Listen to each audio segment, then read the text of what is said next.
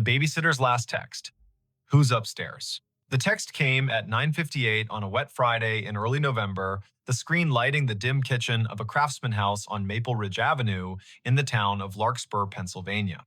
The babysitter had written only 3 words, spaced as if she had to force her thumbs to move. Who's upstairs? Before we begin, tell me, where are you listening from? And what time is it there? Her name was Ione Kestrel, a college sophomore who took evening jobs to pay for studio art supplies and a public transit pass to the city. She was a quiet soul with a quick wit, the kind of person who noticed the way rain made halos around streetlights and the way children's laughter changed when they grew tired. 2 kids slept under that roof that night, a 6-year-old boy named Briar and his 3-year-old sister named Lark. Their parents, Rowan and Maeve Harrow, had left at 7:15 for an anniversary dinner at a restaurant by the river. The year, if you need to understand the way phones hummed and doorbell cameras watched, was 2019. The house at 42 Maple Ridge was one of those old American stories, built in wood and memory, a deep porch with a swing that complained just enough to be charming, oak floors that spoke out loud when the humidity changed, crown molding thick as a picture frame. At the back, a narrow staircase rose from the mudroom to a short landing, and then up again into the second floor where the bedrooms sat in a row like well-behaved children. At the top of the main stairs, there was a crawl space door that had once led to a linen closet and now led to a barely insulated wedge of attic, hot in summer and sharp with cold in winter, the kind of door that makes a welcome thud when it closes and an unwelcome thud when it doesn't. Before the Harrows left, they did all the small, loving rituals. Maeve set out a plate of sliced apples, a bowl of popcorn, and a note that read, "Help yourself to anything except the scotch." Rowan pointed to the thermostat and said the heat pumps kick on if the temperature dips. Fancy house, but the bones are stubborn. He smiled at Ione in the doorway, hair damp from the drizzle, denim jacket dotted with rain. Text us if the storm knocks the power out. Text us if the kids wake and ask for the song about the lighthouse. Text us even if you think it'll make us look overprotective. It won't. At 7:30, the children were bathed, pajamaed, and nestled into beds that smelled faintly of line-dried sheets. Ione read the lighthouse song twice, and the little girl fell asleep with a hand on the brother's shoulder, a tether strong enough to hold a moon in place. At 8, the dishwasher hummed its modest lullaby. At 8:20, the rain came harder, dropping like a handful of pebbles thrown by a polite intruder. At 8:42, the doorbell camera pinged, announcing a raccoon with ambitions. Ione's phone ticked with messages from a group chat, small bursts of jokes and memes. She answered 2 and then set the phone face down, because she had promised herself she would be the kind of sitter who watched and listened. She put a kettle on. She chose a mug with a hairline crack because hairline cracks reminded her of river maps. She stood at the back window and watched the alley, where a single streetlight blew a cone of yellow onto the wet blacktop like a candle someone had forgotten to snuff. At 9:21, a floorboard spoke upstairs. It was not the sound of a child rolling over and not the polite pop of wood releasing humidity. It was a stepped-on sound, slow and weight-bearing, forward and then a tiny, deliberate back.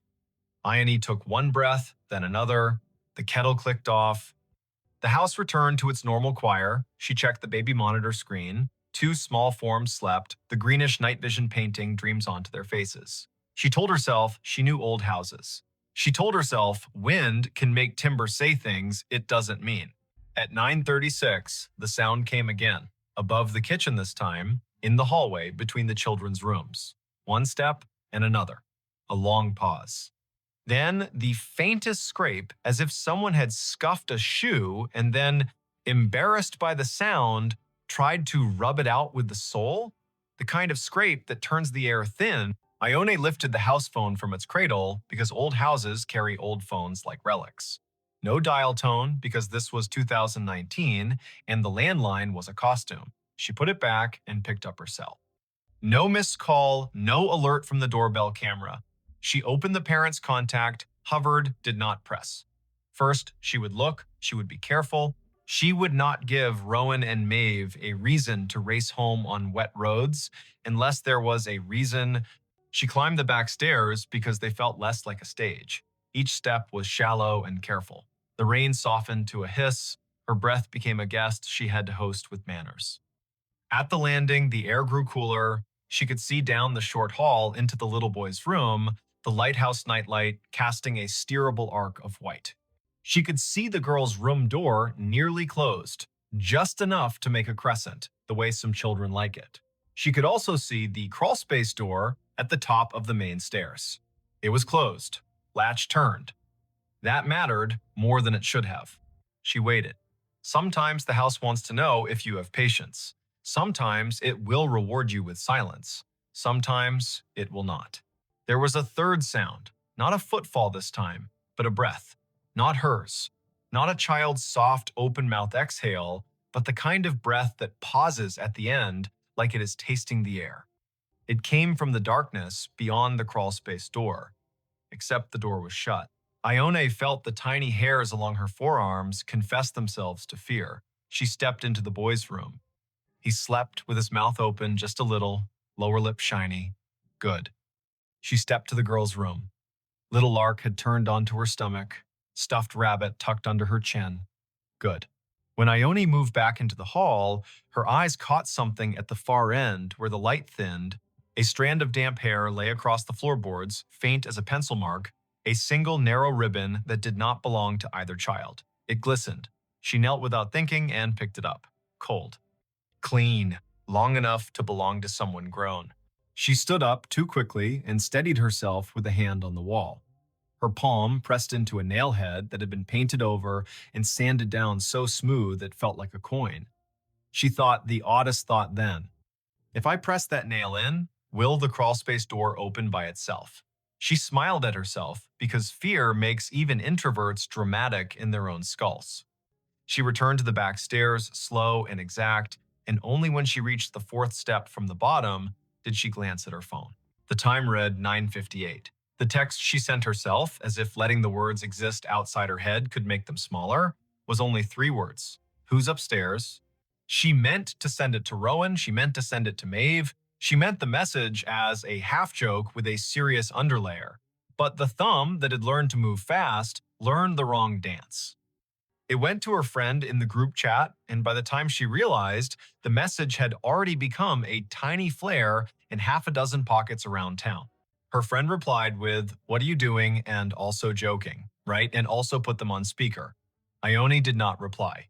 She set the phone on the counter face up this time. She took the largest knife from the drawer and then immediately put it back because knives are not courage and courage is not noise. She chose instead a heavy flashlight from the mudroom shelf, the kind that doubles as a hammer. She clicked it on. The beam carved a clean white tunnel along the baseboards.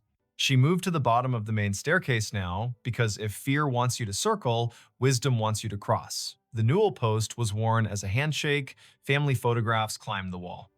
A wedding photograph near the bottom showed Rowan in a blue suit and Maeve in a dress with sleeves that looked like light. Higher up, a picture of Briar in a lion costume, nap-flattened mane, grinning with the sincerity only a 6-year-old can manage. Above that, near the top, a framed landscape. The glass reflected the flashlight beam like a lid. Halfway up, she paused. There was that breath again. Not a cough, not a snore. A breath like someone who had been holding still too long and had to remind their body to keep doing the automatic things. The sound came from beyond the last step, in the shadow to the left, where the crawlspace door Saturday. It was closed, latch turned. She aimed the beam at the brass. The metal showed a fog that had not been there a minute ago, condensation, from a mouth that had exhaled near it. She kept her own mouth shut because you cannot take breath back once it is out. The latch moved. It moved too gently to be gravity. It made the tiniest metal-on-metal sigh. Then it stilled, as if the person behind the door had realized they had announced themselves and decided to pretend nothing had happened at all. Ione's voice, when it came, was not loud. It was firm in the way a music teacher's voice is firm when she asks a child to stop tapping the desk with a pencil. I'm a babysitter. The police are on their way. If you are a neighbor who has made a mistake, this is your chance to leave without me seeing your face. If you are not a neighbor, this is your chance to decide to be one. Nothing moved. But the house did a small thing then. It clicked. A sound traveled through the baseboards from kitchen to parlor like a cricket chirp. The refrigerator compressor had kicked on. The world had not narrowed to only this door. She stepped higher. She brought the beam closer to the latch. She did not touch it. She watched a drop of moisture on the brass slide very slowly toward the handle and then stop, held by a force that did not want to be named. From the children's rooms, nothing. From outside, rain. From down the hall, a draft like someone had opened a mouth to speak and then decided not to. She took the phone, thumb shaking now not from drama, but from the body's strange understanding of scales. She typed 911 and the call went through on the first chime. The dispatcher answered with a first name and a county. Ione told that calm voice her name, the address, the fact of 2 sleeping children, the fact of a locked door with breath behind it that did not belong to the family. The voice said, "Officers are on the way." The voice said, "Stay on the line." The voice said, "Do not open the door." So she did not. She watched it the way you watch a stage when you know the performer is already in the wings. She told the dispatcher every small thing she saw. The latch is fogged. The brass is pitted near the screw head. The paint around the jamb is chipped the way it chips when someone tries to open a door with a butter knife. The dispatcher asked about the kids, and she told her about the lighthouse song because sometimes the answer to a safety question is a story that proves you are paying attention. It took 6 minutes for the first cruiser to roll into the alley, though those 6 minutes ran long like string you cannot find the end of. 2 officers climbed the porch steps, rang the bell softly out of habit, then tried the knob and announced themselves. Ione walked down the main stairs, not taking her eyes from the crawlspace door, unlatched the front door, and stepped back quickly so the officers could enter. Their names were Officer Tamsin Dupre and Officer Hal Moran. They were young enough to still wear the job like a coat borrowed from a bigger relative, and old enough to know when to keep their weapons holstered because children were sleeping. Ione pointed. The hall was framed now by their bodies and the yellow hallway light and the cleaner light of the flashlight. Officer Dupre nodded, raised a hand to let silence accumulate, and then approached the door with a slowness that reminded Ione of a conductor raising a baton before the first downbeat. Dupre put 2 fingers lightly on the latch and did not move it. She bent, eye to the thin seam between door and jamb. She inhaled. She did not exhale for a count of 3. Then she did, a controlled tide. She mouthed one word to Moran. There. Moran moved with that cop-slow speed that reads as kindness until it becomes a tackle. He positioned himself on the knob side. Dupre took the hinge side. They counted without sound. Moran turned the knob and pulled.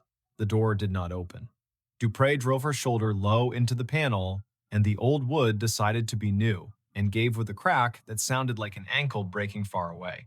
The space beyond was small, angled, cluttered, with things families save because they carry stories in them. A fan with no blade, a suitcase with travel stickers that meant Paris had existed once for someone in this house. 3 plastic bins of children's clothes marked in black marker, a broken chair that had not given up, and a person, folded into the angle between floor and pitch, knees under chin, face turned away from the light, hands empty and ready to lie about it. Dupre said, "Do not move." Moran said, "Show me your hands." The person did not show their hands. They lifted their left shoulder like someone about to stand in a narrow coffin, and then realized there was no way to both stand and not be seen. They kept their face turned. A smell came from the small hot space that was not attic smell. It was sweat and wool and rain and a cologne Ione could not name but would recognize for years in crowds and feel a short-lived lightening in her spine. The person finally shifted enough for the light to catch their cheekbone. Smooth, young, the jawline of someone who still believes they can sneak back to the version of themselves that did not make this choice. Dupree reached. The person flinched, then stilled. Moran took the wrists, quick. Plastic cuffs clicked, and Saturday. The person whispered one word so fast and so quiet, it sounded like a sound and not a word. Please. There are nights when a house rearranges what you know about it. There are nights when law and luck arrive at the same time and dress alike so you cannot tell who deserves the thank you. There are nights when children sleep through the loudest noises and wake to the softest ones.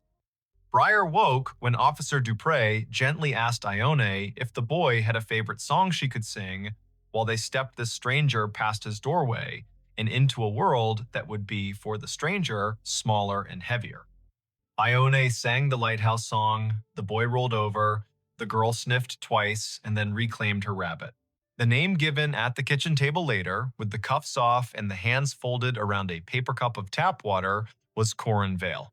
He was 22, a barback at a music venue downtown, a part-time mover for a storage company on the edge of town, a person whose landlord had changed the lock that very afternoon because rent was late again, and who had wandered past the Harrow's house just after 9, watching rain stencil shadows on the porch. He said the front porch light was off, that the back alley light was the kind that made him nervous because it buzzed. He said he had once done a job in this very house, moving boxes after Maeve's mother passed, that he knew the crawlspace door did not always latch if you pushed too hard. He said all this in a way that sounded like memorized lines.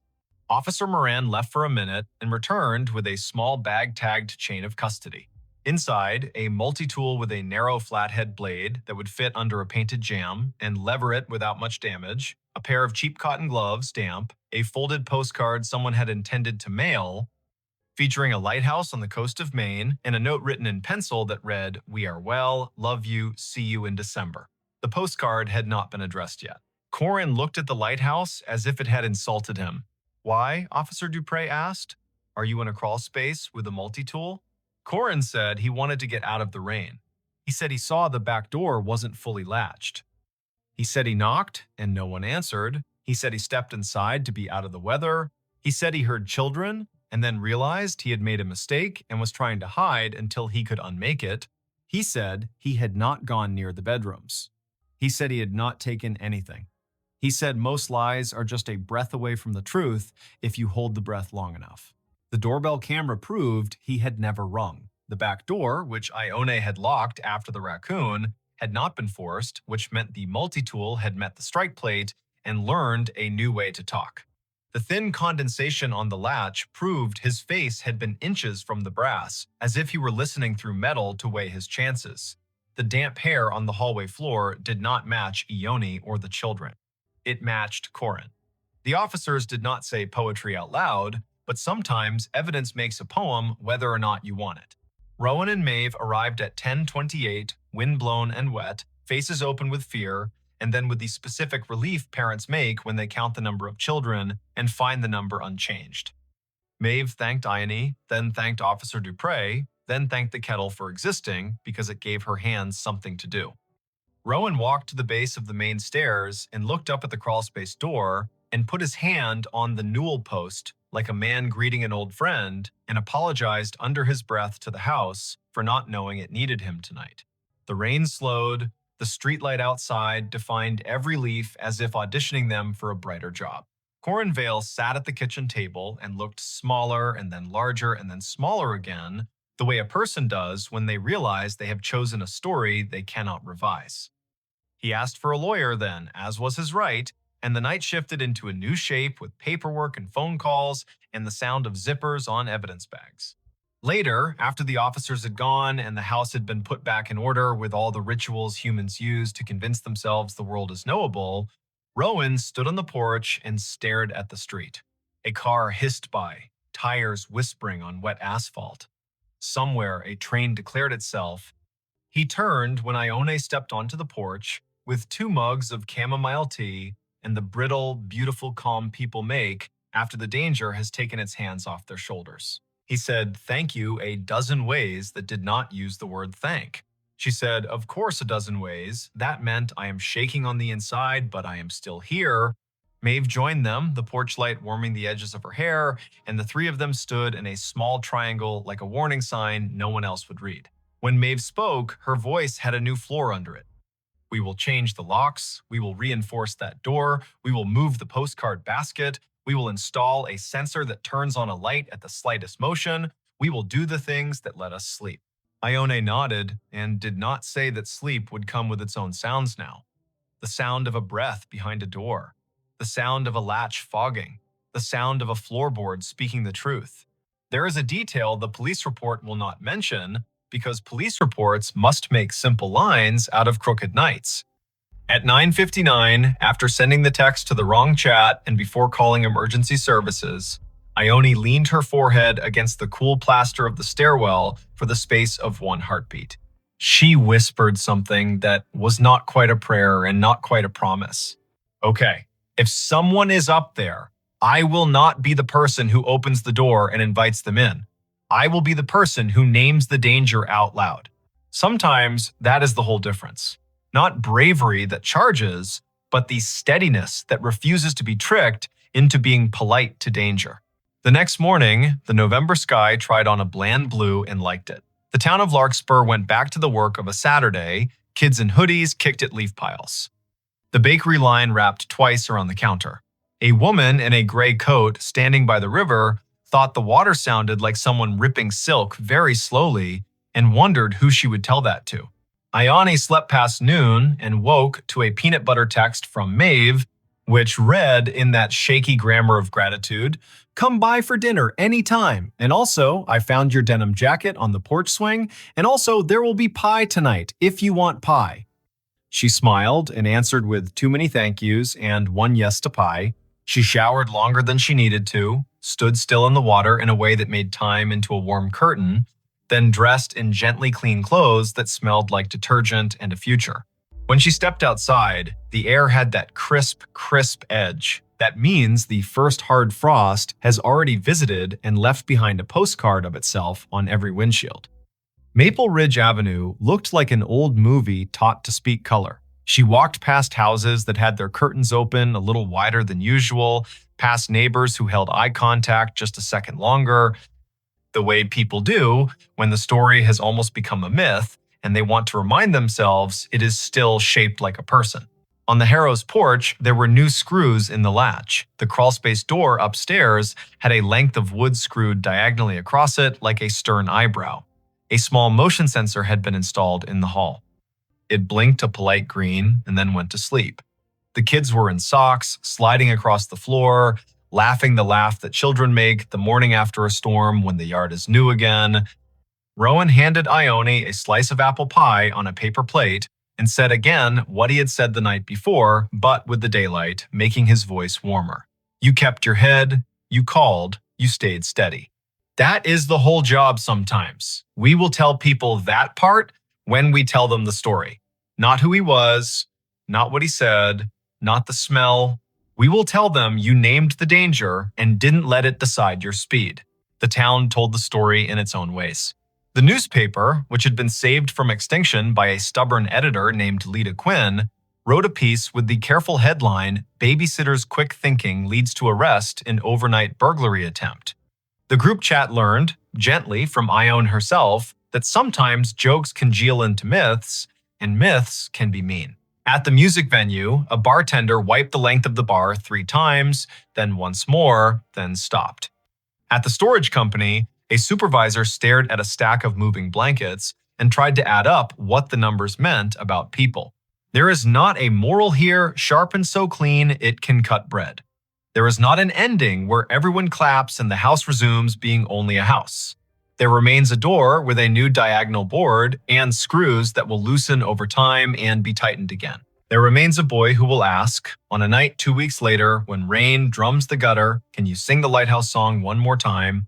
And a girl who will say, not the part where the foghorn sounds, that part sounds like a giant in the crawlspace. There remains a young man named Corin, whose first court date will arrive with a sky the exact color of the alley light, and who will have to decide whether to say the word sorry to the ceiling or to the faces in the room.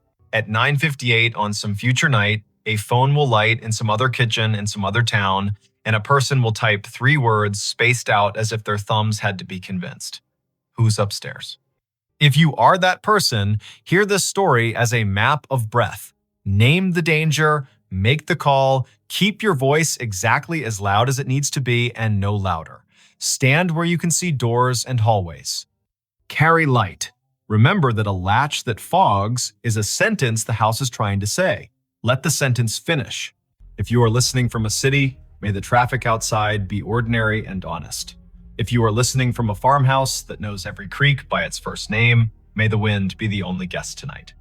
If you are listening in a small apartment where the neighbor's footsteps already live in your ceiling, may you learn the grammar of each tread so well that the first strange syllable tells you exactly what to do. The babysitter's last text was a question pointed upstairs, but the real end of the story is how she answered all the other questions pointed at her. Will you panic? Will you try to be polite when the moment calls for clear? Will you open a door because silence asked sweetly?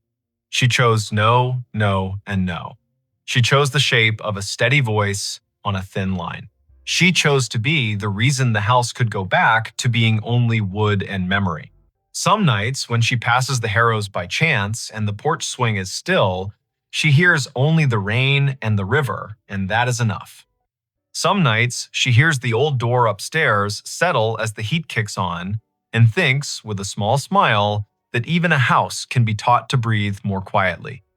And on the better nights, every window along Maple Ridge holds a square of light cut, perfect as a fresh slice of pie, and the street keeps its watch, and the children sleep so deep the world could rewrite its rules, and they would wake to the new rules fresh and ready to be memorized. If that happens where you are, tell me when. Tell me what the air smells like. Tell me the hour, spoken slowly so the world cannot run away with it. Tell me if the latch on your upstairs door is dry and dull or a little fogged from someone's breath. Tell me if you are holding a mug with a hairline crack that looks like a river map. Tell me if the house has taught you any of its words. And if your phone lights at 9:58 and the message reads as simple and terrible as a knock, remember the kitchen in Larkspur and the steady girl in the denim jacket, and say out loud to no one and to everyone, not tonight, not on my watch, not in this house. Her phone pinged at a grave with her name. The notification bloomed on her screen the moment her shoes left the gravel and slid onto the soft path between moss-dark stones. A small bell chime, bright as glass. A banner at the top. You have arrived, Eden E. Hale. The words sat there as calmly as a weather app, as if the city had decided to label her the way it labels a bridge or a square. The place was Bonaventure Cemetery in Savannah, Georgia. Spanish moss hung in long, steady sentences from the live oaks. The river kept its secrets behind the bluff and breathed like a sleeping room. It was late afternoon on a Sunday in early November, the air cool enough to make her wish for sleeves and warm enough to forgive her for forgetting them. Before we begin, tell me, where are you listening from and what time is it there? Her name was Idoni Hale, 28. She worked in visitor services at a small maritime museum upriver, the kind of job that made her memorize the angles of ships and the dates when storms came ashore. She liked fonts and quiet, and the sound salt makes drying on stone. She was visiting Bonaventure because her friend Anson had flown in from Minneapolis for a long weekend, and the two of them liked places that let you feel your breath in your mouth. The year was 2021. Phones knew where you were within decent intimacy. Some headstones wore small plaques with codes that asked to be scanned and promised a story. They had parked on Bonaventure Road under an oak that had learned to be older than most houses. The sky was simple, a clean coin of light. The volunteer at the office had given them a paper map and a soft-voiced list of locations worth the walk if you wanted your day to hold. Look for the little angels facing east. Find the section where the camellias keep blooming against instruction. There's a family plot that feels like a room you shouldn't step into without knocking. No one mentioned a notification. Eden and I stared at her phone.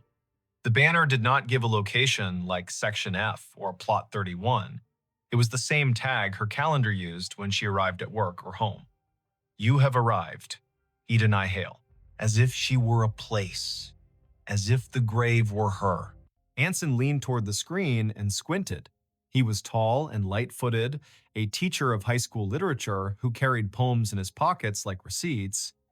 He read the banner and then her face and made a small arranging motion with his hands, the way he does when he wants to place humor where fright is trying to sit. That's a bug, he said, not unkindly. Or a geofence you made and forgot. Did you tell your phone to remind you to be yourself today? She clicked the banner to see where the phone thought she belonged. A map opened, A blue dot pulsed with the steady patience of a small heartbeat. A gray pin sat 100 feet east in a section labeled McAllister. The pop-up bubble above the pin read Idany Hale in the same unsentimental font. She did not have a virtual contact called a cemetery. She had not created a reminder to arrive at her own name. The phone had decided the path curled between stones with dates that made you speak them out loud, because numbers are easier to hold when they come through the mouth. 1873, 1920, 2009. The Oaks leaned as if sold on the idea that the living need rehearsal space. Anson spoke a tour fact about a poet who loved this place and whose plaque visitors touch in a small, quick superstition. Idoni nodded because liking facts is a way of staying steady. Her pocket shook again. Another chime, the same banner. You have arrived. Idany Hale. She breathed the way the yoga teacher on the internet tells you to. In through a count of 4, hold for 4, out for 6. They followed the path east until the bluff opened its shoulder and let the wind test their sleeves. The section ahead was a little higher, a little more sure of itself. A plot enclosed by low stone, dressed in ivy, sat beneath a live oak that looked like a table that had decided to grow legs. In the center stood a headstone gray as rain, taller than Idoni's shoulder. The name at the top held Idany Hale. She stopped. You might have stopped too. Her name was not common. Her mother had found it in a book of Old English names and liked the way it sounded like a promise made under a tree. She had never met another Idany. To see the letters in this order on stone felt like stepping into a movie where you have lines you did not audition for. Anson's hand found her elbow without a show of it. He had the sense not to say, wow, or are you kidding? He stood with her and let the river finish a sentence neither of them had started. The dates carved below the name were the first clean relief, 1974 to 2014, not hers. A woman 2 decades older, gone 7 years now. Under the dates, a line that read as Keeper of the Keys. The stone carried a small oval of glazed photo, a face with hair tucked back, eyes steady, a glint of a key ring at the edge of the frame. The oval was rubbed to a shine from fingers, the way love polishes small things while refusing to say it is love. On the right-hand corner of the stone, someone had bolted one of the new plaques with its little square of patterns. Scan to learn more. People who love story cannot resist a square that holds one. Idany lifted her phone and let the camera see. A link opened without asking for anything. A page built by a memorial service company bloomed. At the top, the name again. Below, a small biography. A life lived with habits, upright and kind. A childhood in Chatham County, a long run as cemetery sexton. The last line read in a voice that felt like a woman sitting on a step with a mug and a warning and a grin. If you need something, tell the ground. It will tell me. While she read, the phone hummed again. Not a banner this time. A little circle pulsing at the top of the screen, the way maps announce a place with enthusiasm. The circle flashed once, then settled. Idany swiped down to see the source, a calendar reminder with no category. White, titled simply, Arrived. Location, here. She had not written that. The phone, perhaps, had decided the day needed a label, or the small plaque had more to it than the page admitted. Anson said the woman in the photo had librarian eyes. He meant that as a compliment. He pointed at the key ring. He said his grandmother had been a keeper of the keys at a church in North Dakota, and those women know where every grief sits at every hour, the way a night janitor knows which chairs spit gum and which ones sigh. They stood a while. People walked past in respectful silence, guided by a docent's voice that held just enough theater to keep 15 people from wandering into their own daydreams. Spanish moss moved like thought repeating itself. A flake of light rose off the river and fell back as if it had changed its mind about being air. It would have been a good story already finding your own name on stone, a phone that had the audacity to tell you you had arrived, but something else decided to be true. A little tone sounded from the phone, the way sounds do when an app you forgot you had decides to help. It was the noise her AirDrop made when someone nearby wanted to share a photo at inopportune moments. The screen shifted to a dialogue. A file offered to send itself to her. The sender name was a string of letters and numbers that meant nothing. The file name read Keys. Anson leaned in and made his face calm. Decline, he said gently, because strangers in public places with quick hands make tricks, and both of them work in museums and have seen every version of the human habit of testing boundaries. She hovered. Decline would be wise. Accept would be a dare. She pressed accept because sometimes you let stories finish what they start. The file downloaded. It was not a photo, it was an audio file, a minute 42 in length. The waveform showed it wasn't silence. She tilted the phone toward her own ear instead of speaker because you don't open a voice in a cemetery loud unless the voice has earned the right. Static first, then the sound of wind combing something thin, then a woman's voice, the age of a woman, who tells tools where they belong and expects cooperation. The voice said, "Dry as a towel and warm as a summer kitchen. If you are standing over me, child, and your name is mine, you can help me keep my promises. Put your phone on the stone and leave it be a minute. It will tell you where to stand next." Anson's eyebrows did a small jazz riff and then tried to behave. "Okay," he said softly, a word that meant, "I am here and I am not going to ruin this with cleverness." Ideni set the phone on the flat top of the headstone the way the voice had instructed. The screen slid into its lock. Her reflection replaced her. The oval photo looked past her shoulder the way old photos always do. She counted in her head as a way to keep the childish fear of being tricked from standing up and knocking the ritual with its elbow. 50, 60, 78. The phone buzzed once, she lifted it. The map opened of its own accord. The blue dot had moved nothing. The gray pin had changed. It labeled another grave 30 yards north with a name neither of them had seen on the paper map. Rosin Hale. A second name. Another Hale. The first name was Welsh and not common here. They went because the day had asked enough times to be answered polite. The second stone stood lower, more modest.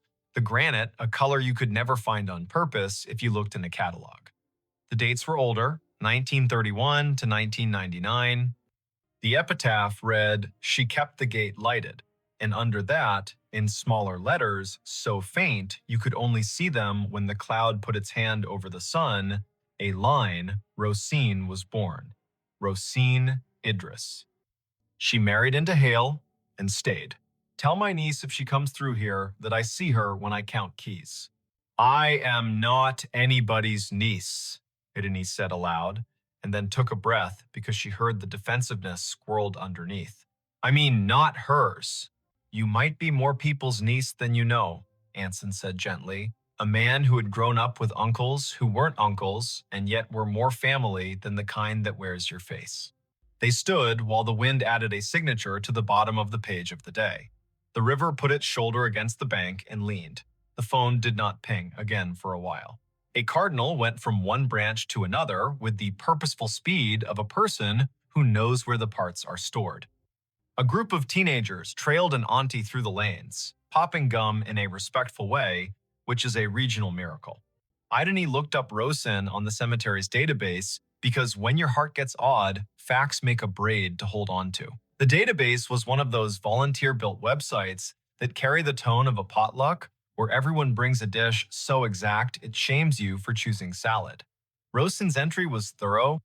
Born Rhonda Valley, came across with parents as a child, settled in Chatham County, married one Mr. Hale, worked checklist after checklist for the electrical union office, sang alto in church with the patience of an anvil, survived by no children, preceded by older brothers, all gone. Niece mentioned in an obituary in 1999 with no name given. Anson made a sound that meant the story had wiped its hands on his shirt and was ready to cook. The phone chimed once more, now with the tone her museum app uses when a beacon in an exhibit hands you a fact. She had turned beacons off last month because being interrupted by history while in history felt a bit like a stage whisper in a quiet theater. She had not turned beacons back on. The screen read, "A note is waiting." A map pinpointed the little brick building the cemetery uses as a workshop for the grounds crew. A path drew itself in blue between the Hales and the shop, like a string in a child's game. They went because keys that ask to be found deserve not to rust. The door to the shop was propped with a cinder block, the way doors are propped everywhere when the weather learns to be useful. A radio played a station that chose old soul and occasional baseball score updates. No one was at the counter. A bell stood there anyway, the kind that rings a sound like a glass penny. Anson rang it because he likes participating in obvious rituals. A man in his 50s with a badge that read August came in from the back, wiping his hands on a rag that had earned its keep. "You folks need a map?" he asked, then took a longer look at their faces and revised. "Or a minute." "We were by the hailstones," Idony said, and watched the way a man looks when a rhyme finds his ear and tells him it cares. August nodded. "Course you were," he said. "I keep an envelope for that family. Been waiting on who it's waiting on." He reached under the counter, where drawers have learned to hold what should not be lost, and brought up a large yellow envelope with a blue paperclip that had rusted a little by choosing weather. The envelope had 3 words on the front in tidy block letters. For the next Idony, heat went across her face like an honest light. August saw it and stilled. He handed her the envelope the way people hand one another babies, meaning well and moving slow. She opened it with her thumb. Inside, 3 items. A small brass key, old, not ornate, with teeth filed like a decision. A folded sheet torn from a spiral notebook, edges soft with years. And a wallet-sized photo of a woman in a blue work shirt with a name patch and a grin you could feel on your back like afternoon Sunday. The patch read, "Idony." The face belonged to the woman on the first stone. The note was written in blue ballpoint in a hand that pressed harder than paper deserves. It read, simple. "For the next Idony in this county who can hear me the way a key hears a lock, my niece is out there. She won't say yes to the word niece because words are stubborn. She'll need to open the box in the old mausoleum we keep for tools and favors. The key is for the small door on the left. Lift on the latch while you turn. The box has what belongs to her and me and her grandmother. If she is standing at my stone with a phone, she will know that I know. Don't bring a crowd. Bring one friend who reads instructions with his eyes. Leave the key when you are done. We can count without hands here. I'm not someone's niece," she said again, and heard how the sentence grew less certain with practice. Her mother's family tree began and ended in a different state. A line of women who told polite lies to spare one another the sharp edges and did their grief in broom closets. Her father had not survived long enough to name distant relations. He had left behind a bent screwdriver and a smell that her body still could find when a day asked. Anson's hand found the counter in a quick pat, like checking for keys as you leave the house. "You don't have to be a niece to be the person meant to do a thing," he said. "But also you might, and it might not matter how that happened." August tapped the counter twice, a habit that sounded like a yes. "The small left door," he said. "People never see it. Take the path behind the office and go right at the angel with the missing hand. The mausoleum is the little brick one that looks polite. The left door sticks the way a lie sticks to a room. Do what the note said, lift and turn."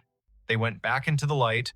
The blue string on the map did not bother now to draw. The path knew their feet.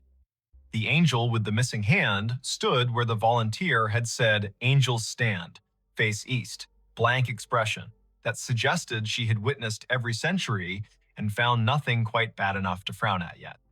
The brick mausoleum waited with that small pride buildings have when they know they are not the grandest on the block, but are the one that does the job without complaint. The left door looked like a panel added later. The brass latch had the smoothness that comes of being touched by people who mean to get work done. Idony slid the key in, the teeth caught, and then thought better of it. She lifted the latch with her other hand and turned. The lock gave. The door opened 6 inches and stopped, ticked by a wooden wedge that had been insinuated at the bottom by someone who had not wanted the door opened by accident or habit. Anson reached down and pulled the wedge free. It had a date burned into it with a soldering iron. 2014. The year on the first stone. Inside was a closet of sorts, pegboards and hooks, a rake missing its second tooth, a coil of twine that had memorized its circle and would not learn a new trick, and on a shelf at eye level, A tin bread box with a domed lid, painted a green, faded to the color of river glass. No lock. Written in the same blue hand on a piece of tape was a word: hail. She lifted the lid like a person lifts lids on boxes that might contain bees or inheritance. Inside, arranged with the blunt care of someone who never made a mess unless a branch fell where it shouldn't, sat 3 items: a narrow ledger with a black cloth spine, a key fob with 3 small brass tags stamped with numbers, and a folded paper bag, the kind grocery stores use for baking flour, rolled tight and rubber banded with an elasticity that made its own sound. She opened the ledger first because pages are her map. Names, rows of them, dates, locations in the cemetery with check marks where gates had failed and been repaired. Next to some entries, a small star. Those starred names also appeared on the little brass tags. Numbers, not random, not plot numbers, locker numbers. The cemetery kept a bank of lockers for the grounds crew in a shed she had not thought needed one. Her phone chimed in her pocket, a small suggestion from the maps. Direction nudged, left, then right. Then, would you like to add this location to favorites? She ignored the phone. The ledger asked for attention. On the inside back cover of the ledger, a note in different handwriting. Spare for Rosen's niece if she finds it. Locker 12 holds what isn't in the ground. If days are bad, tell the river. The river tells me. The tags on the key fob read 10, 12, 14.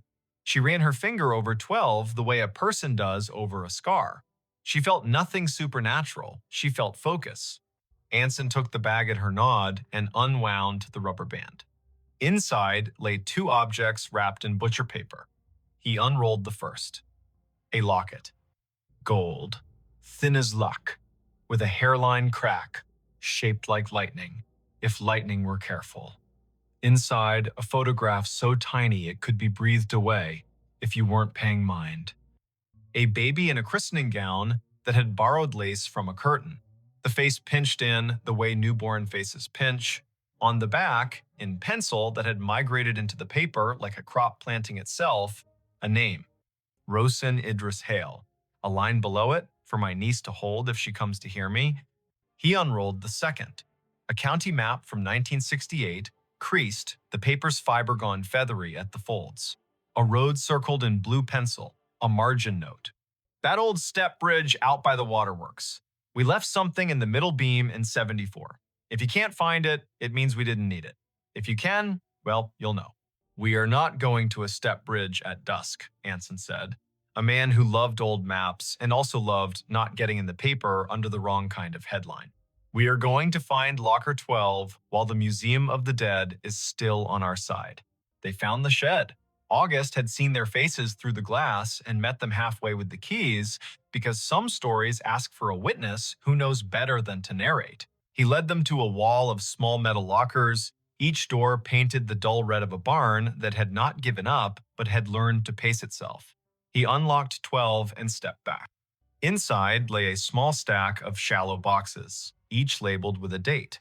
The top was the 1, 2014. Under that, 2008. Under that, 1999. Anson lifted the top box and set it on a workbench. He opened it with care. Inside, wrapped in tissue that had become more suggestion than paper, sat a handful of objects that people keep for reasons the living should not pretend to understand quickly. A church key. A photo of 3 women, arms crossed, outside a union hall, one of them with a name patch that read R. Hale, a Polaroid of a red step bridge with water under it purling toward a bend. A handwritten note folded small. The note read, "For the niece who knows the word niece because keys hum when they find their door. You were not an accident. We kept count. We named you all the ways we could. Our names were soft and stubborn. Take what you want, leave the ledger so the ground does not have to work alone." She sat because standing felt rude. She is a woman whose mother did not tell stories with this kind of curve. She gathered the truth like thread. Her mother had been born in this county and left when she was 19, a bus to another state, a man met in a grocery line, a child years later when the idea of staying had become heavy. She did not talk about siblings, claimed not to remember cousins, flinched when the phrase back home came up. The name Hale had come not from romance, but from accident or choice, a name taken because other names insisted on being something else. Rosen Idris had married into Hale, but the family had been built long before that. Keys had been passed with and without rings. August stood with a posture that says, I will not take your moment away from you. When the radio in the shed shifted to a weather update, he reached and turned it down so the forecast would not interrupt a storm already occurring. Anson put his hand flat on the bench and counted to 8 for no reason his body would confess. Tell me if you want me not to read the other notes, he said. The kind of friend a person needs in rooms where both mystery and bureaucracy show up at the same table. Read, she said. We're already here. The note in the 1999 box was from Rosen and felt like laughter on a porch when the pots are already washed. The house we put ourselves in is not one the county believes holds blood, she wrote. But it holds me. And it holds the keys. If you need a name, the river has one. If you need a door, the shed does. In the box from 2008, a different hand, shakier, it read, I kept the lights in the gate, all through the storms. I think sometimes we are simply the people who keep lights. If you are mine, you will know when to turn one on. In the box from 2014 was a letter from the sexton whose face smiled off the oval on the stone. She wrote like a woman who had lived by the kind of lists that get family through winter. I have no children of my own except the Gates, she wrote, but I have a niece whether the paper says it or not. I kept her not by being in the room, but by owning my stubbornness. If she stands over me with a phone and hears me, she will take what she needs and leave what she should, and I will go on counting with my hands in dirt like I like to do. They left the boxes as they'd found them, shifted nothing but air. August closed the locker with a satisfaction that felt like lining up the edges on a stack of bills and smoothing them down. He did not ask for anyone's story. He had one of his own, built of this place, and the line of names he keeps with the quiet grace of a man who waters plants. By the time they stepped back into the paths, the light had hunched into evening. The river sounded less like sheet music and more like a phrase repeating. The map on her phone had stopped suggesting anything and gone back to pretending it was an obedient device. The air smelled like river, camellia, and a penny someone had worried in a good pocket for a decade. Anson asked if she wanted to go to the step bridge. She said no, in a voice that held both sorrow and a plan. Tomorrow, in daylight. When names sit on surfaces more politely. He agreed because this is what friendship is, a committee about timing. That night, she sat at her kitchen table with the ledger borrowed under August's nod and the locket under her thumb. She called her mother. The call rolled twice, and then the voice she knew and loved and sometimes resented filled the line with wind and caution. They made small talk for 30 seconds, and then they moved somewhere they had not walked together. Ma, she said, who was Rosen? Who was Idony before me? Silence, sincere. A kettle somewhere in the house. The refrigerator willing itself to be steady.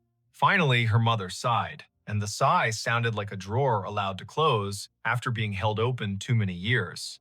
My aunt, she said, not by blood, by the kind of line people draw when the law does not help. She and the other one, the sexton, kept me safe when I was little and didn't know that my father wasn't safe to be around. They ran the lights in the cemetery and in the loose latch doors and told me when to lock things and when to open them.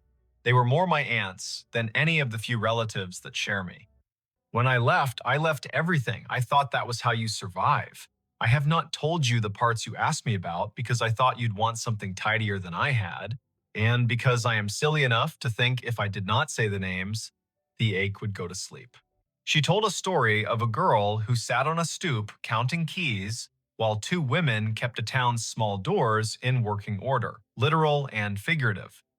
She told how those women had taught her to move through rooms with respect and to leave envelopes where they'd be needed. She did not speak tenderly about the man who invented the silence she had carried. She spoke tenderly about the other men, the ones who changed locks without asking why, and taught a child where the ladders were kept for days when rain insisted. I should have told you, her mother said finally, soft with the fatigue of a woman who has not confessed a simple truth for a long time. You have two names. the one I gave you, and the one the other women left for you to find when you were ready. You belong to both. You belong to yourself most. They went to the step bridge the next day. It was out by the old waterworks, just as the margin note had said. The county had let Weeds try to become the principal of the place, and the Weeds had accepted the assignment with poor posture and pride. The bridge stood, red paint scabbed into beauty, water under it moving with the impatient streams have when the river bullies them with schedule. In the middle beam, behind a square of metal the size of a book, a hollowed space.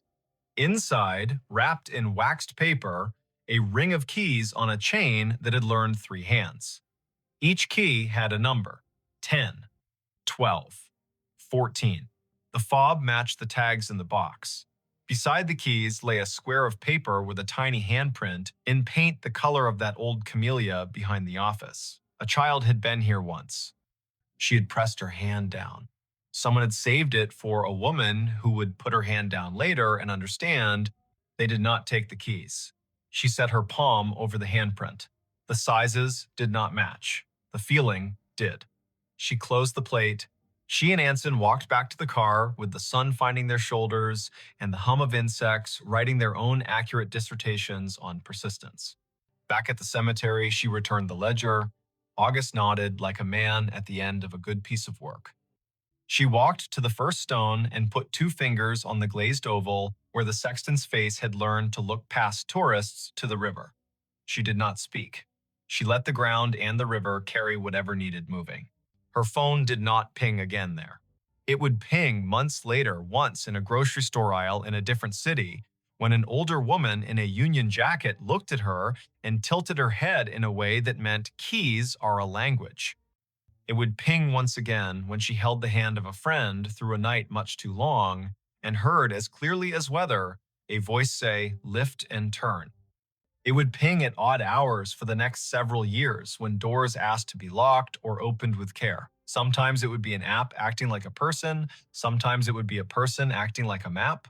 Sometimes it would be a name arriving in a room with good manners and old roots. If you want the tidy ending, it is this. She wrote to the memorial company to ask who had access to the airdrop at the stone. No one answered in a way that satisfied anyone who cares about permissions. She kept the photo of the sexton in her wallet behind the museum badge and found that having a face like that near your ID keeps you from forgetting where the door to the stairwell is in a fire. She learned to count gates with her hands, the way women in that county had since the first lock learned the first habit. She took pies to August's workbench and listened to his stories. She phoned her mother on Sundays and let the conversation go long enough to find the sentence that mattered each week. She carried with her the sentence from the oval's page. If you need something, tell the ground. It will tell me. If you want the less tidy truth, it is this. Sometimes your life is a geofence you didn't set. Sometimes you arrive at your own name carved in stone, and the stone says, "Welcome." Sometimes you are the niece of women who bent keys into new jobs and called that bending prayer. Sometimes your phone pings at a grave, and the ping is only a device doing what it was taught, and sometimes it is a noise a river makes when it is trying to talk through everyone's machines at once. If this happens to you, if you walk under trees that have learned the art of holding up clouds, and a little bell sounds in your pocket, and your name appears as a place, don't panic. Stand where you are. Read the dates out loud so the year will stop pretending it is only a number. Touch the stone with 2 fingers, not more. Listen for the voice that sounds like someone who knows where the ladders are kept. If a key is offered, lift and turn. If a door sticks, lift and turn. If a person asks for a niece, say the word niece like a new tool you know how to use. And when you leave, take the long path that wanders near the bluff. The river will be there keeping count. The oaks will be there practicing their patient grammar. Your phone will settle back into behaving. The ground will remember you, not because you are special, but because that is what ground does for people who treat it like a partner. Somewhere behind you, a bell on a worker's desk will ring, and a man named August will nod to no one and say out loud into an empty shed, "She arrived." Then he will sweep the floor in slow, exact strokes, as if he were writing the names in dust and erasing them on purpose, so the day could begin again and mean it. The road that GPS refuses to map, locals avoid it. They call it Limestone Cut on county maps, but no map app will take you there. Not in daylight, not at 3 in the morning, not even if you stand at the mouth of the lane with full bars and beg your phone like a superstitious traveler.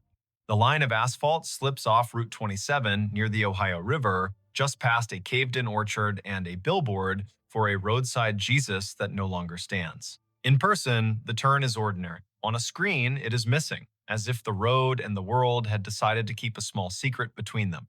Before we begin, tell me where are you listening from and what time is it there?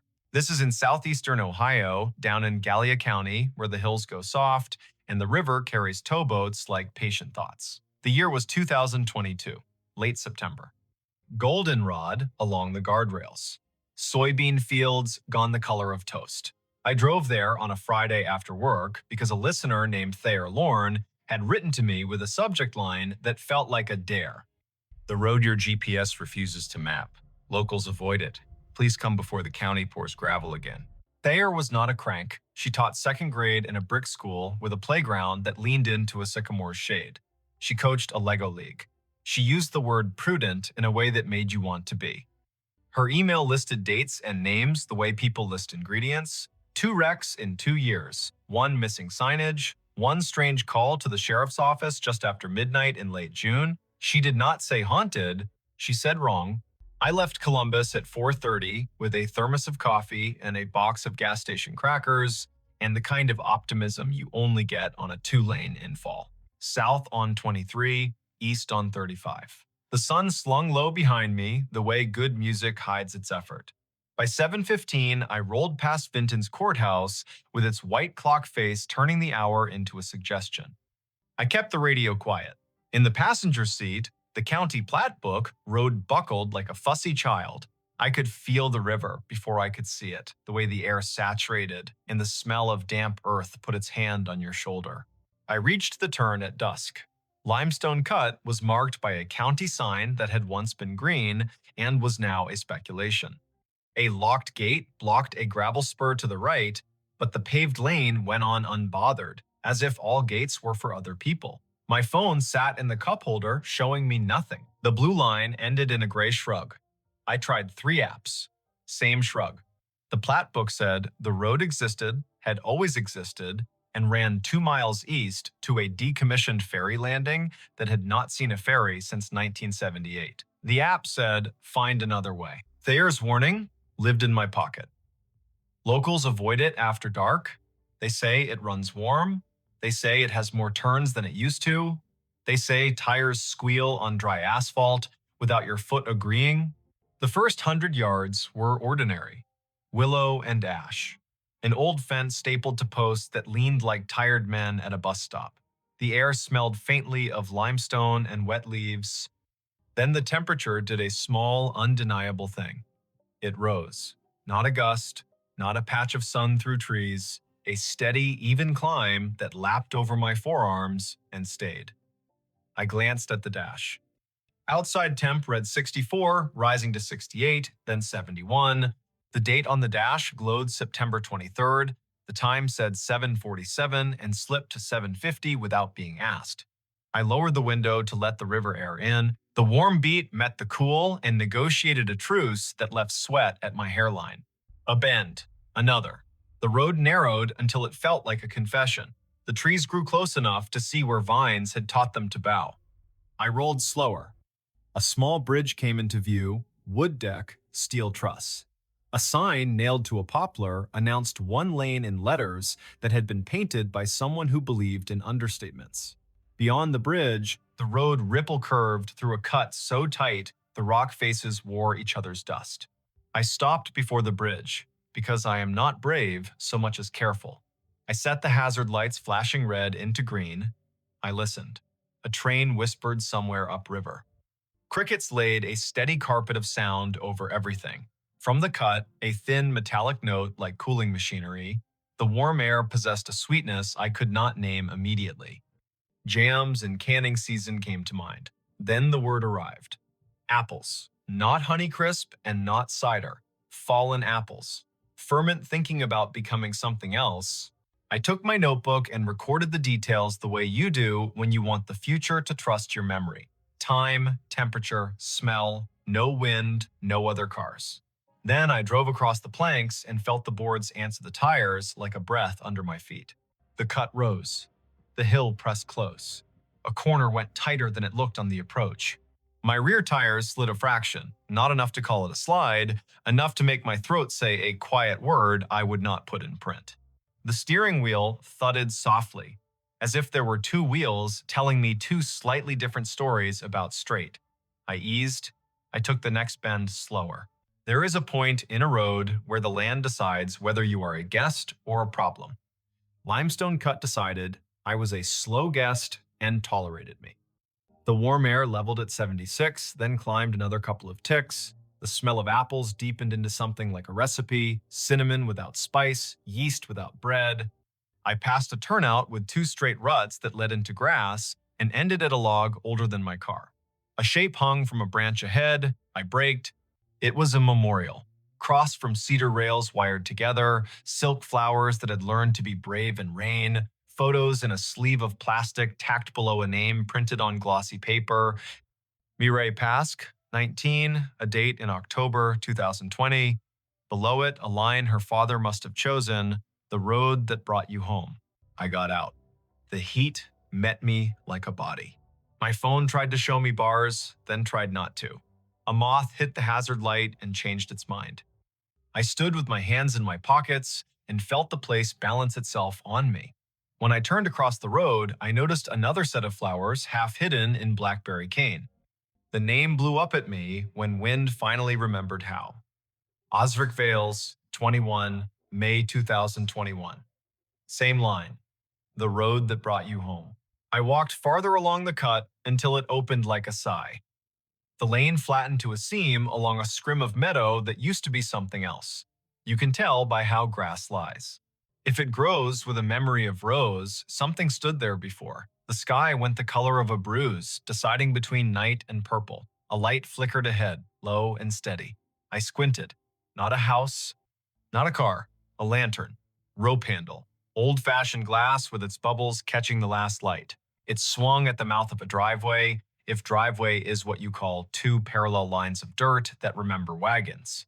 A woman stood a few feet back from it in a denim coat and boots that had done more than look good. She raised a hand. Not a stop, exactly. A hello shaped by caution. You are going the wrong way, she said. Her voice had small-town plainness and age that could have been anywhere between 35 and 55 because work makes a music of people that is hard to date. She nodded to my car. Turn around at the lane. There is no place to swing up ahead. It goes to water and then to nothing, and the bank will be slick after last night. I introduced myself. I said my name and the name of my show. Her face did not change. She untied the rope from a dogwood sapling and brought the lantern closer. The glow put a field of gold on her cheek. You are the radio girl, she said, not unkind. Thayer told me you were coming. She said you are polite. She looked at my tires. I would go back before you go forward. The ferry road has two corners that do not know they are corners. And if you slide there, you will spend the night with your axle thinking about consequences. I asked her name. She said Tamsin Holt. She kept a hand wrapped around the lantern handle, as if light were something you hold to keep it from leaving. She pointed to the bank of the cut where the rock shouldered out above us. Hear that, she said. The rock under here runs with water. Not springs exactly. Leaks from the old drain gallery. The county drilled holes so the slope would get lighter and the holes steam and fall. The air warms, the road sweats. It is not witchcraft. It is a bad idea. We keep pretending we'll dry out. Her lantern threw small moons into the glass of my windows. A flock of nighthawks cut a pattern above the trees. The warmth wrapped the throat more than the skin, which is how you know it belongs to breath or rot. Tamsin tilted her head toward the river. You cannot see it from here, but it sits too close. When the ferry ran, the road came straight to the ramp. They moved the river to suit the men, and the river said, fine, I will move the bank to suit myself. And it has been a conversation since. Why will no app draw it? I asked. She shrugged slowly, as if some questions wore heavy coats. I heard it was a break in the public line after the flood in 2004 when the county closed it to repair the approach and never told the machines they had opened it again. I heard the maps blacklisted the coordinates when a mother drove into the river by following a robot voice that said, "Continue." I heard a man who knows about things sent an email to a company that said, "Please leave it off. We are tired of retrieving tourists and their courage. The people who make those clouds of roads do not live here. They live inside a different weather." Her hand flicked lightly at the memorial. Myre was my niece. Osric was her friend. They swung through here in a rain they thought would stay light. One slid, then the other came to help and turned around on land that looked like land and was not. The bank changes in a storm. The river is a liar that tells the truth when it feels like it. We stood with our feet on a road that wanted to be water. Time thinned. The lantern made a small island. Crickets sang as if the night were not worried about us at all. Thayer told me, "Locals avoid it," I said. Tamsin laughed once, a dry wire of a laugh that had carried heavier things. Locals avoid it when they are smart. Some are not smart all the time. Sometimes I am not. Sometimes I stand at the ferry mark and listen to the buckles tick when the night cools them, and tell my mother out loud that it is time to put the kettle on. She died 2 winters ago, and still I tell her, she put 50 years into this hill. The hill speaks her name when the wind is slow. You will make a story and it will be tidy, and the road will keep doing what it has done since horses learned to trust it. It will take what you said on it if you hurry. I asked if I might walk to the landing with her. She considered my shoes and the angle of the hill and the slick of wet in the lantern's light. She nodded once. We left the car with hazard lights, confessing my bad choice to whoever came next. We walked with the lantern and our breath and the warm in our faces until the dark gave us what it was holding. A low lip of concrete with bolts that had once held a chain, a post with rings that had carried ropes heavy with river. The river itself turned its blank face up and said nothing. Across the water, 3 lights ran tin-tin along a ridge. Behind us, the hill kept its gravity like a rule book. Tamsin set the lantern on the ramp and crouched. "See here." She pointed with a patience that came from knowing a place by its mischief. The asphalt meets the pour with no shelf. In summer, fine. In rain, gone. The silt builds a veneer. Your tire thinks it is road, your foot thinks it is time to turn, then you are signing a form you do not remember. She stood, the lantern painting the underside of her chin. You will want to say the road is cursed. It is not. It is low. There is a difference. Low places keep things. Heat, fog, news. People's stories when they cannot carry them anymore. This one keeps a kind of warmth that does not belong to weather. It comes from the hill and the old galleries drilled in 1952 when the county had money from a federal thing and men believed rock would behave. Rock behaves like a teenager with a kind heart. It tries until it does not. We walked back, not slow and not fast. The road felt different even in the short space between the landing and the cut. In the notebook of my body, I wrote a line I could not read until later. The turns here remember another set of hands on the wheel. I had the sense, foolish but insistent, that there are more curves than there used to be, and that the road will add one for anyone who comes distracted. At the car, Tamsin lifted the lantern again and said the thing I had not wanted to hear because it was the only thing that mattered. Do not publish the directions. If a person knows, they know, and they approach with respect. If they do not, their phone will talk them out of it and we will save work. Write about the heat. Write about the girls who keep silk flowers alive in rain. Write about how the river and the county have a conversation in October no one else gets to hear. But do not draw a map for the kind of curiosity that leaves us with Sunday morning calls. I promised her. I meant it. She nodded, then lifted the lantern to her face and blew gently so the flame leaned and stood again. Then she said the softer thing that made me like her. If you need to end your story, end it with a sentence that knows how to sit down. The road is still here without your sentence. I will walk it tomorrow with my sister and tell her about the way our mother scolded mud. That will be the end that matters. We said goodnight the way people say it when they know they will see each other in a grocery aisle soon enough. I turned the car in a careful crescent and returned over the bridge that knocked the tires politely 3 times. At the first straight stretch, I stopped and turned off the engine and the lights and sat in the dark, letting the warm air forget me. The smell of apples and limestone and old rain moved through the open window like a slow parade.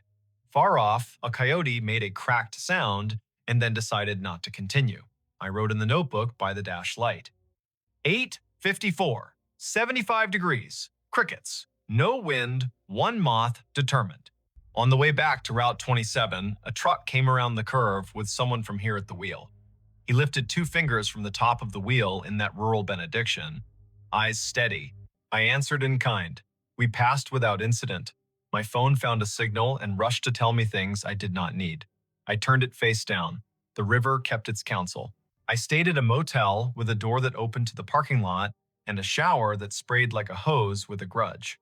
At 11, I lay on the bed and listened to the highway need the night.